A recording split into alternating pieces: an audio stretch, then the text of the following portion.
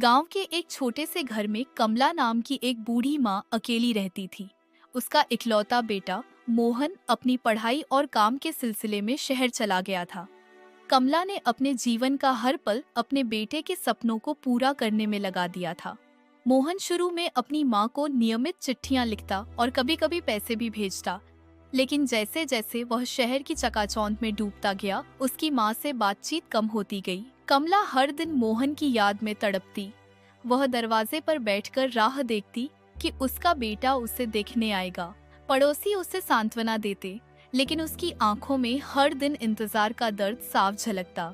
एक दिन गांव के मेल से एक चिट्ठी आई। कमला ने उत्साह से उसे खोला, लेकिन यह सरकारी बैंक का पत्र था जिसमें लिखा था कि मोहन ने अपने गांव के घर को बेचने की प्रक्रिया शुरू कर दी है। कमला का दिल टूट गया।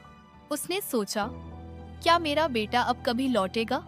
मोहन ने शहर में अपने दोस्तों और नौकरी में इतनी व्यस्तता बना ली थी कि उसे अपनी माँ की कोई खबर नहीं थी।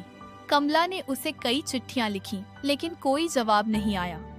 वह फोन का इंतजार करती, लेकिन फोन कभी नहीं बजता। सर्दियों की एक रात कमला की तबीयत अचानक बिगड़ गई। उसके पास इलाज के पैसे नहीं थे।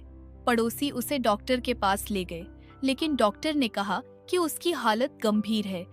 कमला ने आखिरी बार बेटे का नाम लिया और कहा, अगर मेरा मोहन आ जाता तो मैं थोड़ी और जी लेती। वह दिन आया जब कमला ने अपने बेटे के इंतजार में आखिरी सांस ली। गांव के लोगों ने मिलकर उसका अंतिम संस्कार किया। कुछ महीनों बाद मोहन को गांव से एक चिट्ठी मिली जिसमें उसकी माँ की मौत की खबर थी। मोहन टूट गया। वह दौड़कर गांव आया और अपने घर के खंडहर को देखकर फूट फूट कर रोने लगा। उसने महसूस किया कि उसने अपनी माँ को अकेलेपन और दर्द में मरने के लिए छोड़ दिया था। शिक्षा: माता पिता को उनकी वृद्धावस्था में अकेला न छोड़े। उनका प्यार और देखभाल आपके जीवन की सबसे बड़ी पूंजी है। इंतजार करते करते उनका समय खत्म हो सकता है, लेकिन आपका पछतावा कभी खत्म नहीं होगा।